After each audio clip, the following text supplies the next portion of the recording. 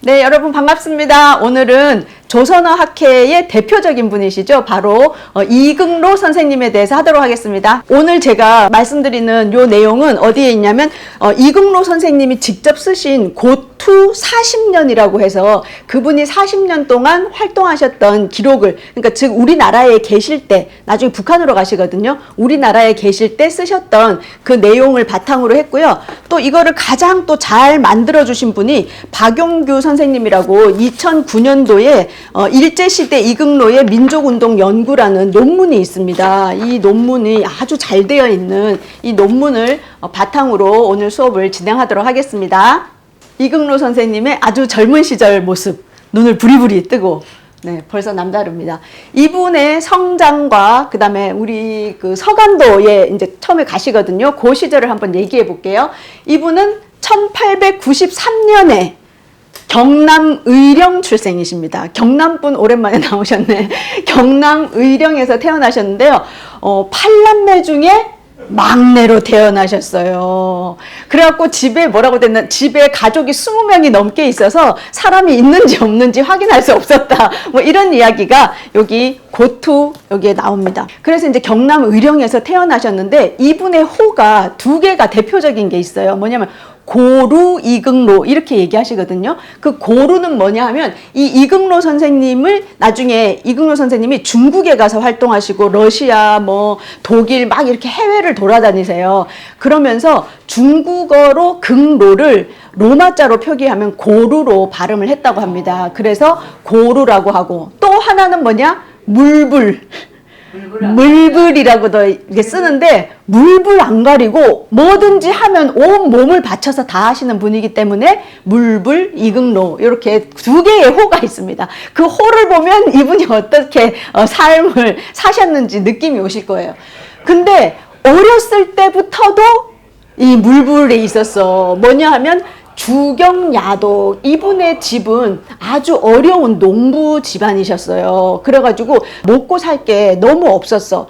그래서 농사일을 하는데 학교를 갈 형편이 안 되는 거예요. 그래서 어렸을 때부터 농사를 짓다가 그 동네에 서당이 있었대. 그 서당 애들이 점심시간에 밥 먹으러 가잖아요. 그러면 이긍로가 가가지고 그 서당 애들 공부하던 그 벼루 거기에다가 글씨 애들이 써놓은 그 종이에, 흰 종이, 새 종이는 못하고 애들이 써놓은 그 사이사이 빈 칸 있잖아요. 그 빈 공간에다가 글씨를 쓰고 또 애들이 오면 또 가서 밭에 가서 논에 가서 일하고 이렇게 공부를 했다는 거야. 그래서 그 서당 아이들이 밥 먹고 딱 와서 보면 자기가 공부했던 그 종이 사이에 글씨가 써 있으면 긍로 왔다 갔네 이렇게 할 정도로 뭐예요? 집안이 어렵고 이러면 뭐야? 자기가 직접 찾아가서 하신 분이 이 이긍로 선생이에요.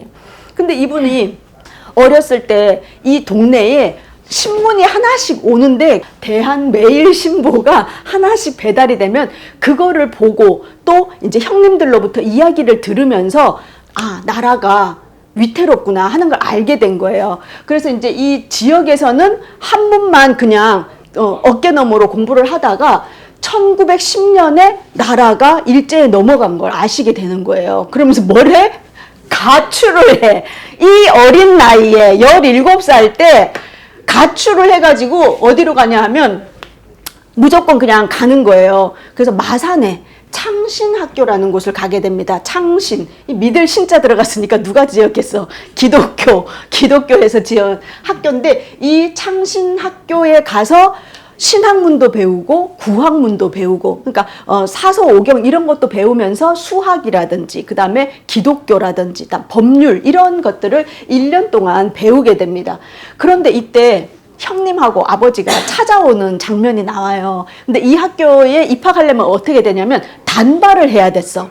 단발을 하고 이 학교는 또 남녀공학이었어요. 그렇게 선진적이었기 때문에 단발을 한 모습을 보고 형님하고 아버지가 입이 떡 벌어지면서 너 머리 잘하거든 오너라 이랬던 거야. 이 경남 의령에서 뭐 단발을 한 너를 받아들일 사람은 아무도 없다. 집안 망신이다. 이랬는데 갈게요 안 갈게요? 안 갔지. 예. 그래가지고 이제 어떻게 하냐면 내가 만주 독립운동가들이 대부분 다 만주 서간도에 가서 독립운동 한다는 소식을 들은 거예요. 그래서 내가 만주로 가서 독립운동 해야 되겠다 이렇게 생각을 하고 만주로 직접 찾아간 사람이야.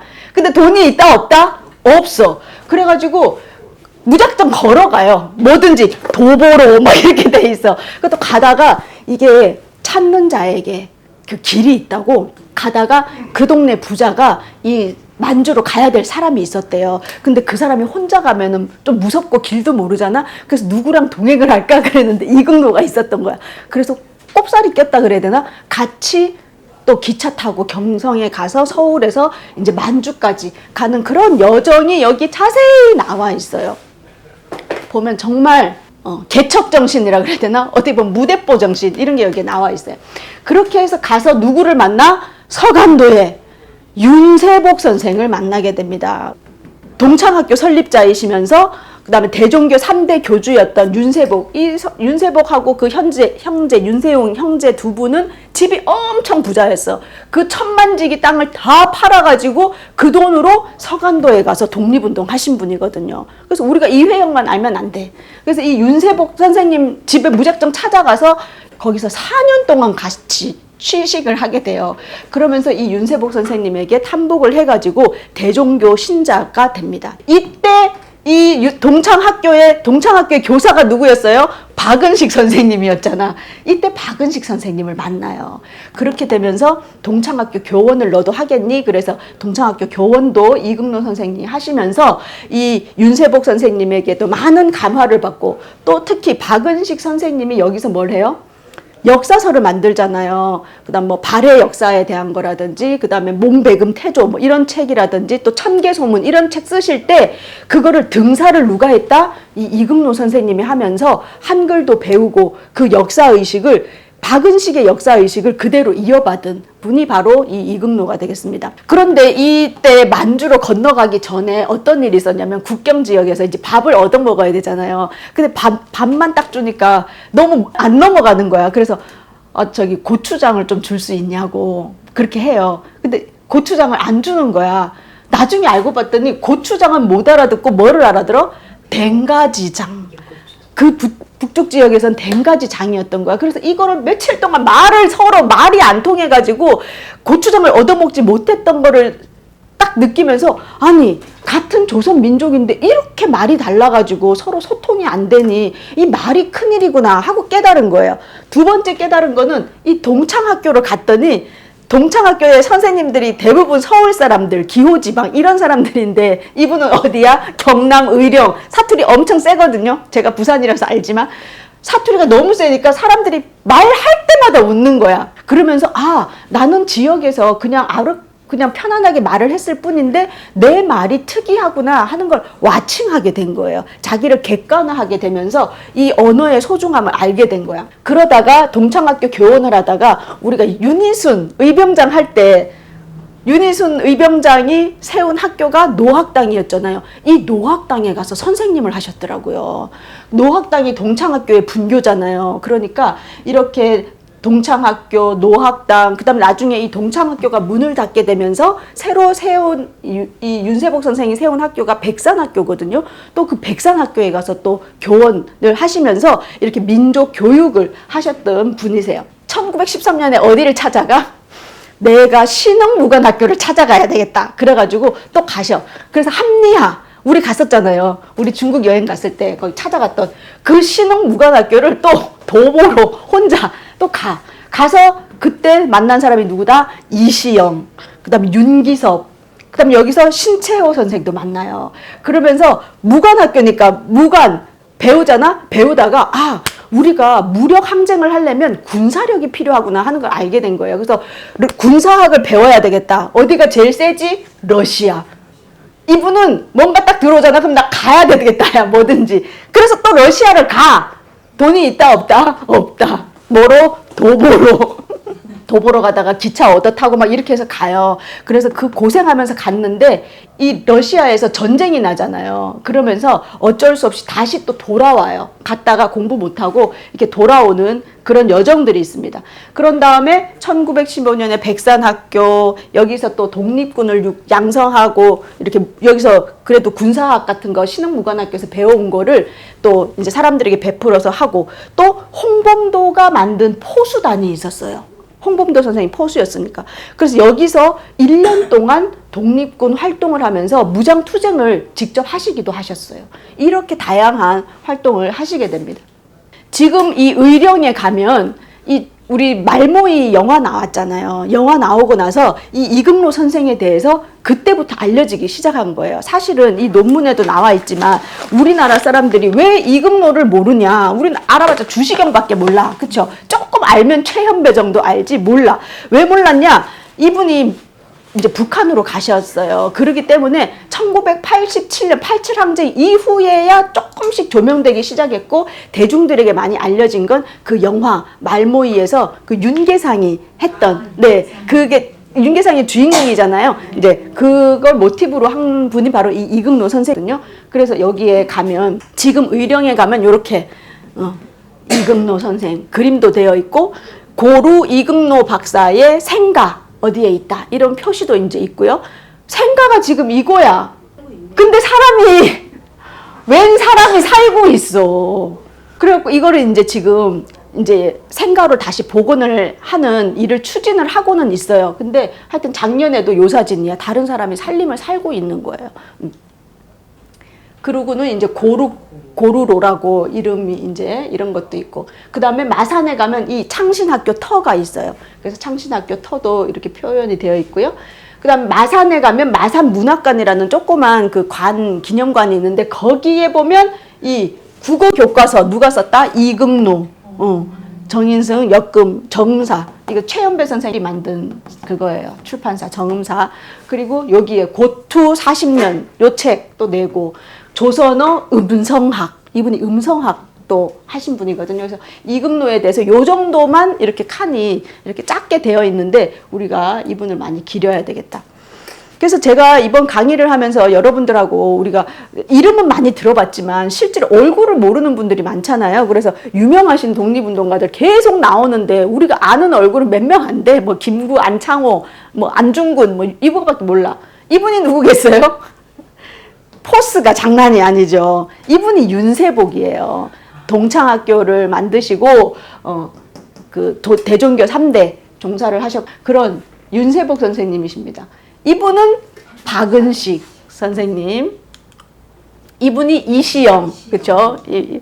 이분이 윤기섭, 신흥무관학교 여기 단재 신채호. 그래서 이 정도 얼굴은 좀 우리가 알아야 되겠다 싶어서 제가 보여드립니다. 그런 다음에 이분이 이제 상해로 가게 돼요. 왜냐하면 신규식 선생한테 공부했지만 신해혁명이 막 일어나고 이러면서 중국에서도 혁명의 바람이 불면서 일본하고 일제와 이렇게 반대되는 그런 분위기였기 때문에 일제에 대항하는 독립운동 하던 사람이 만주에 있다가 많이 이제 북경이나 상해 쪽으로 이동을 하게 되거든요. 1915년에 윤세복 선생님이 이금로에게 상해 쪽으로, 중국 쪽으로 가는 게 어떻겠느냐 하고 얘기를 해줘요. 그래서 상해에 있는 동제대학교, 제가 검색해 보니까 동제대학교가 유명하더라고요, 지금도. 그래서 우리나라 유학생이 많이 가는 곳이 상해 동제대학교더라고요.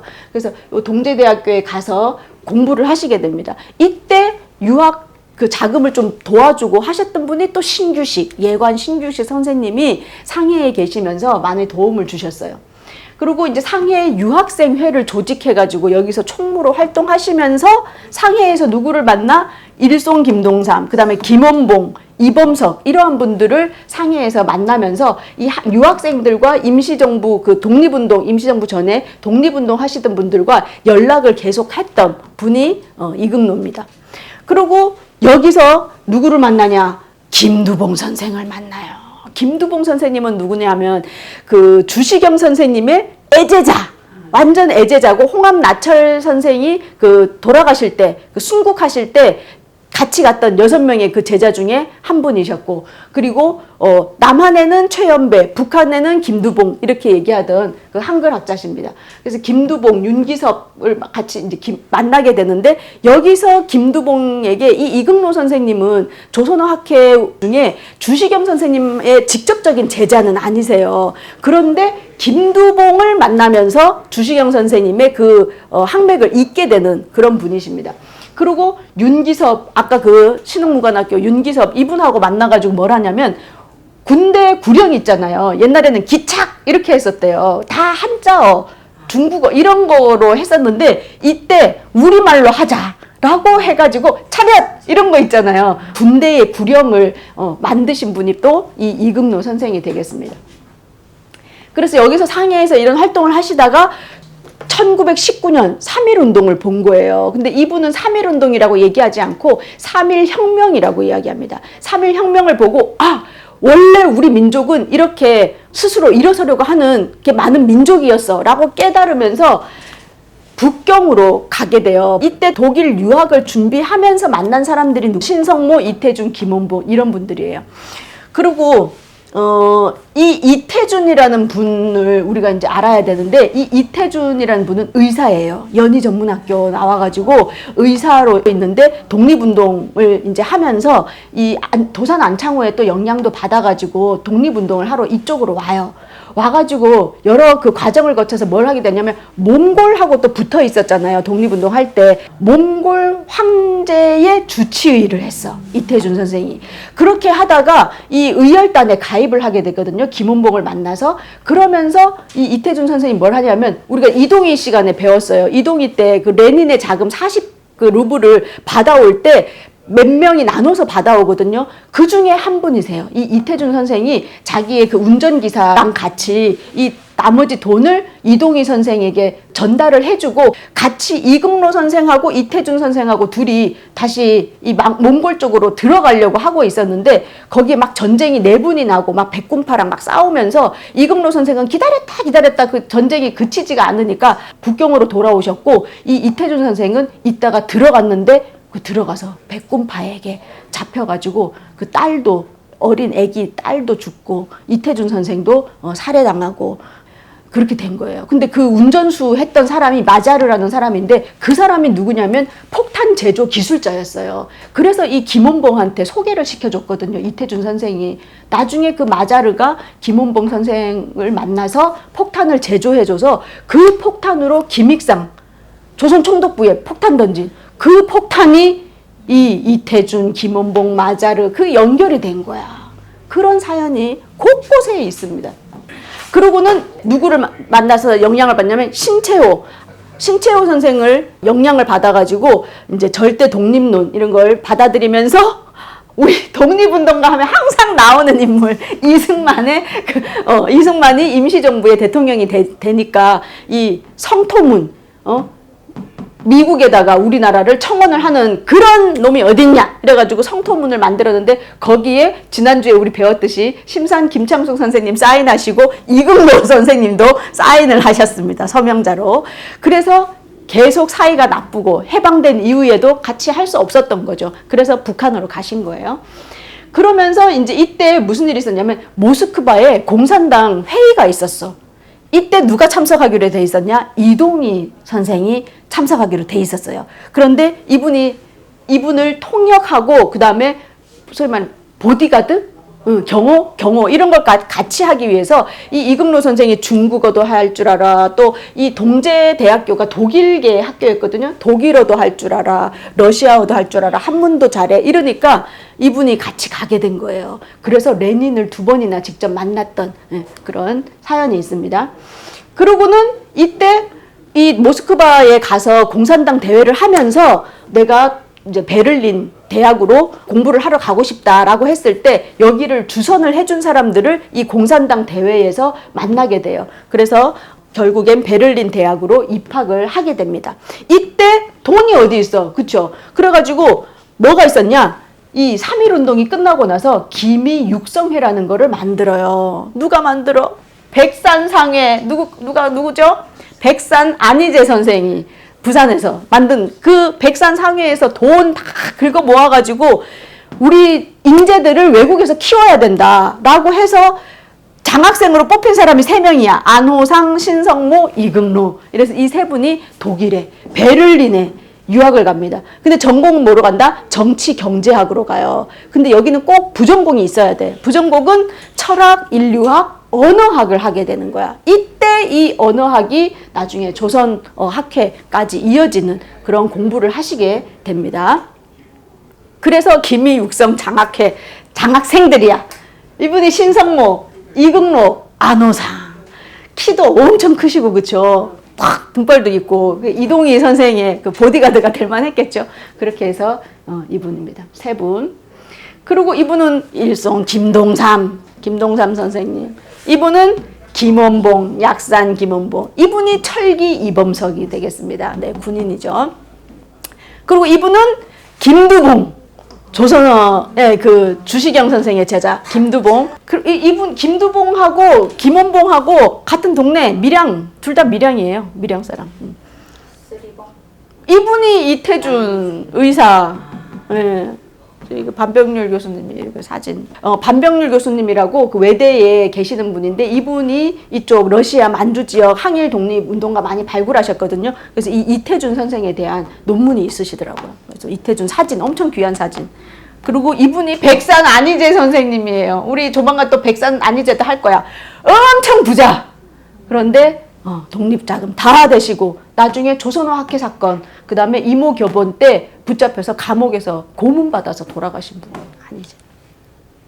자, 그래서 이제 독일 유학 시절이 펼쳐집니다. 그래서 22년에 입학을 하고 23년에 베를린 대학교에 조선어과 강좌를 창설을 해요.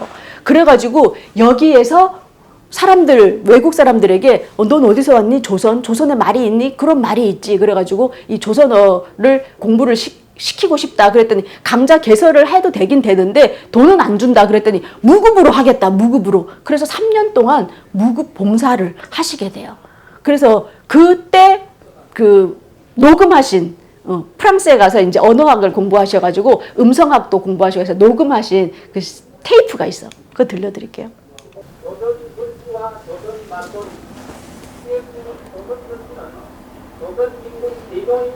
서역 2443년에 에거라의 영웅공을 열고 여러 학자로서 경상도 느낌 나.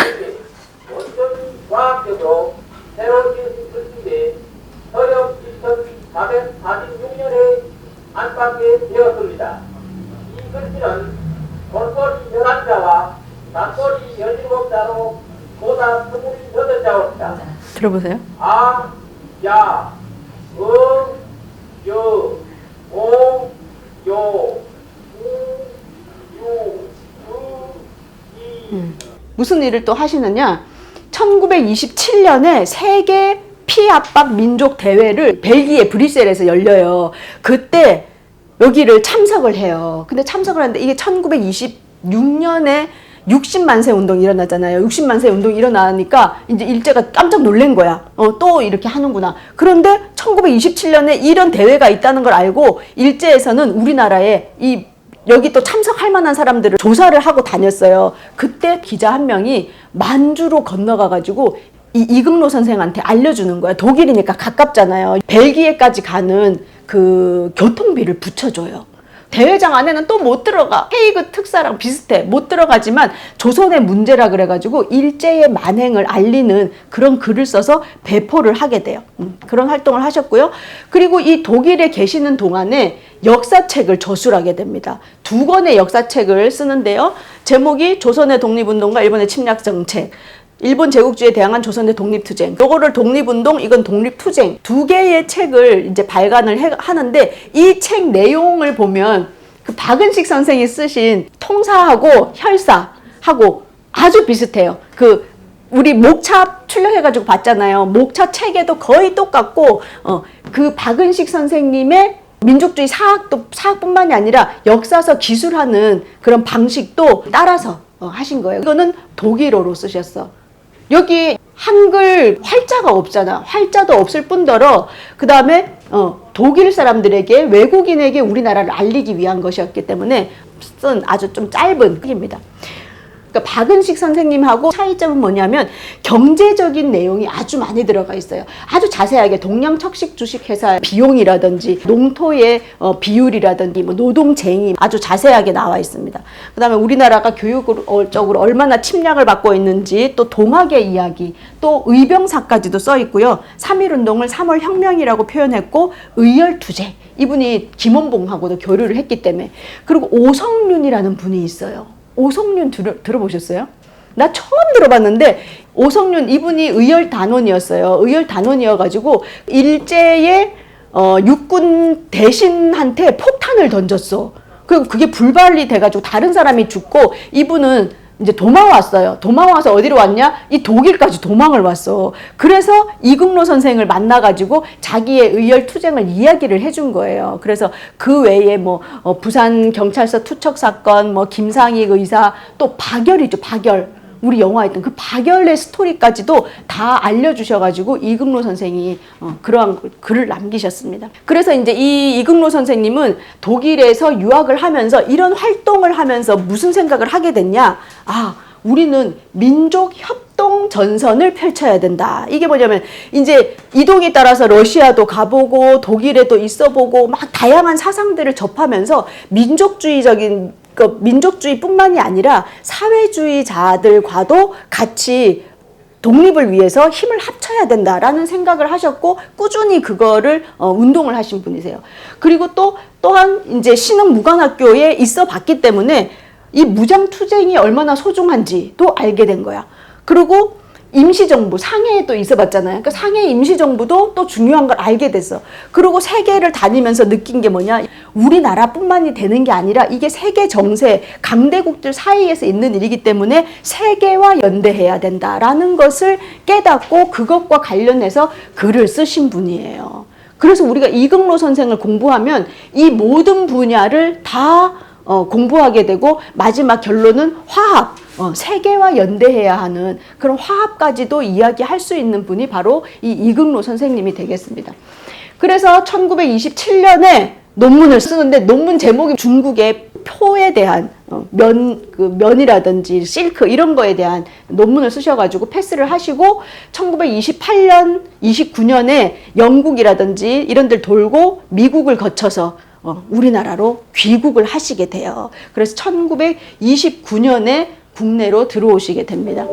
이게 아까 그 세계 피압방 민족 대회에 참석하신 대표자예요. 이분이 황우일, 허헌, 김범린, 그 다음에 이 사람은 일본 공산주의자, 일본 사람, 그 다음에 이인경, 이미륵. 이미륵이 유명한 그 문학 작가예요. 그래가지고 이분의 기념관도 있고 이렇거든요. 그 다음에 이국로 선생님. 이렇게 해서 이 5분이 가서 그 벨기에에서 찍은 사진입니다. 그리고 이거는 이제 1929년에 모셔가지고 결혼하셨어요. 결혼하셔가지고 이제 39년에 10주년 기념 사진을 찍으신 거야. 이국로 선생님과 김공순 여사, 그리고 자녀들과 함께 찍은 사진입니다.